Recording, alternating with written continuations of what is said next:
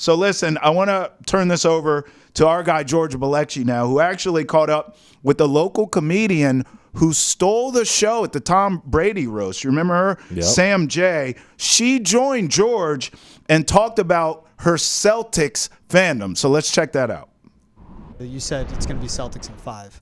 Yeah. What would them winning that title first since 08 for the Celtics, like what would that mean for you? For me personally, Yeah. Oh my God, I'd be so happy. I always equate, I don't know, I just feel like, when your city's winning, it's like, if you're really from a town and you have a town with a strong sports identity, a little bit of your own identity is connected to that identity. So whenever one of our teams is doing well or wins, I'm like, yeah, I'm gonna have a good year in my career. Things are gonna go pretty well for me this year. So I'd be really jazzed. It is. It's a city where it's truly palpable when a team's doing good. Yeah. Like Sox in 21 when they made the ALCS run. That's all anyone was talking about. The Bruins the last 2 years. Yep. The Celtics 2 years ago was a heartbreak. And last year coming up short, but this time this team's ready. This team is ready. Yeah. What do you have a love-hate with this team because the letdown they have, which I would understand. And you have the guys that are so talented like Tatum, but it's dude, just play like you're 6'10", Yeah, for sure. Definitely love hate. You know what I'm saying? But I think any good team gives you that. Yep. You know what I mean? It's good to have those expectations. It's been a long relationship too. You know what I'm saying? So we've been watching JV and Tatum since they were kids. You know what I mean? So there's a lot of expectations that we have. There's a lot that we want, like parents, we want to see for them that may conflict with what they want to see for themselves. You know what I mean? It's like that whole relationship is very real. Yeah. That's why when it wins, it matters so much too, because you've just been on this journey with them the whole time. I know. 6 conference finals. It finally got through on 2 of them. Come up short in 22. Come short on expectations. I like how you compare it to being a parent of them too, because what I love watching in this whole playoff run is Jaylen Brown bringing it all together. Yeah. His defense. People are still texting me making left hand jokes. I'm like, yo, his handles are tight. He's fine.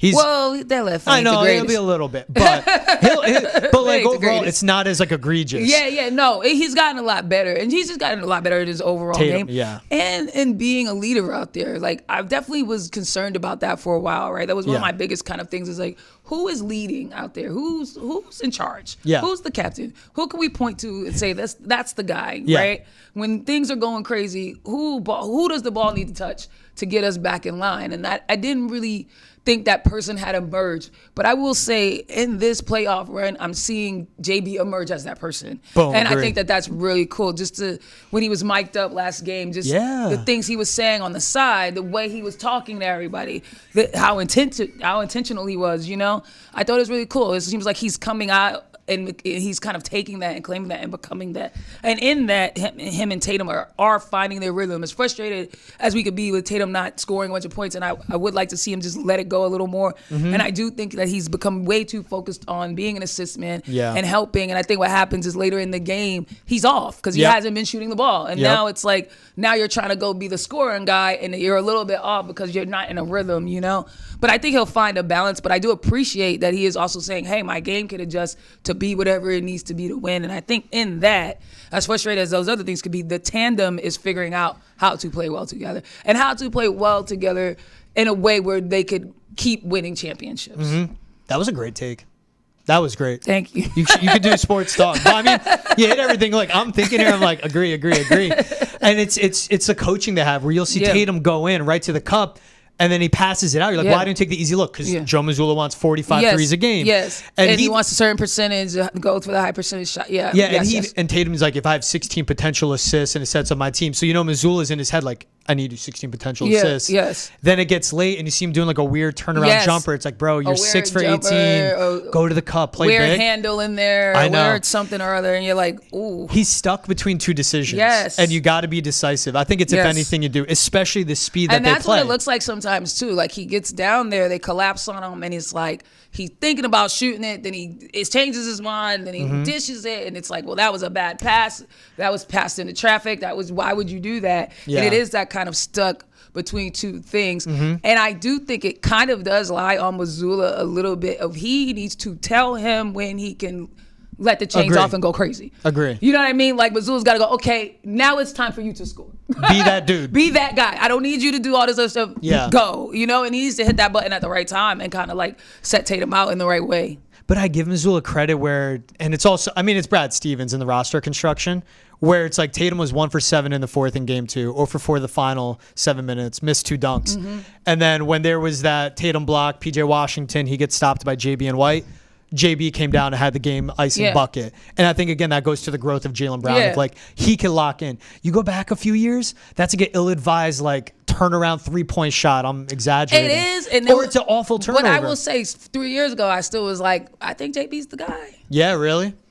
I always thought Tatum, but this one shifted. You know what? He could say 3 years. I was like, because it's JB. JB. He was great in the finals. It's JB. Because you could just tell he wants it. He wants to be in that moment. His mentality. Yes. And it's not like the guy in a way that's like dissing Tatum. It's just like in those moments, he's the one who's like, he turns on, no one's going to beat us. Yeah, he's going to be a dog there. Yes, he's going to be a dog. And it's like you want that for Tatum because he's talented, but they're the people that aren't that great. You're in New York City.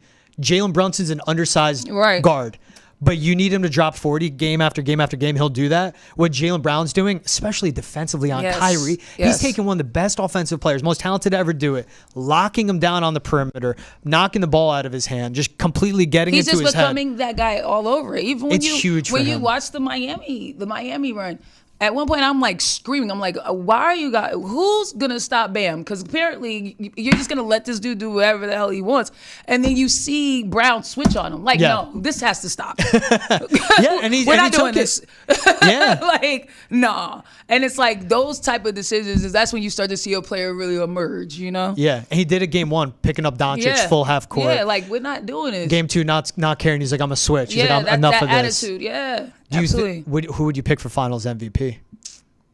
Gotta do it too. You had a great take there.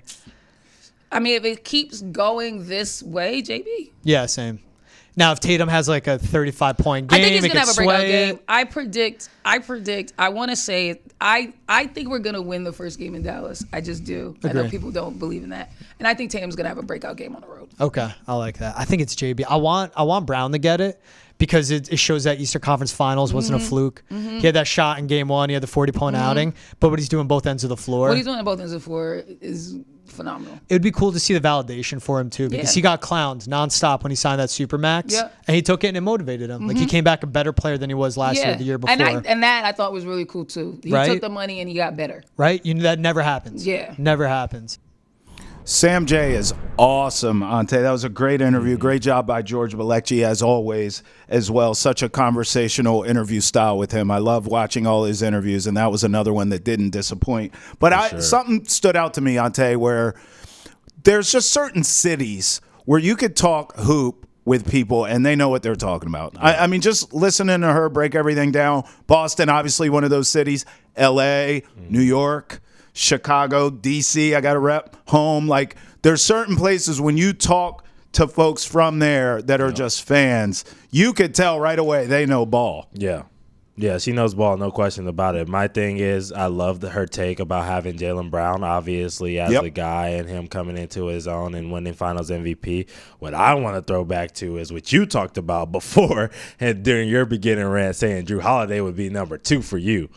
And then Jason Tatum third. I think it's crazy how you say you're going to defend this man, Jason Tatum, and then tell me that he's third for Finals MVP after being great defensively. Yeah. Great on the boards. I know. Great facilitator. It's just the one aspect that's really not happening for him, which is the scoring. But he's getting a lot of good looks that he can make. They're just not falling right now. So what's up with that, Travis? Hey, man, listen, all my takes, I talk a lot all day long. I'm not saying I'm right every time. If he has a breakout game, I think Tatum leapfrogs Holiday and Brown to win this thing. But if things stay the way they are and Drew Holiday keeps balling the way he is, I think he's got a shot at it.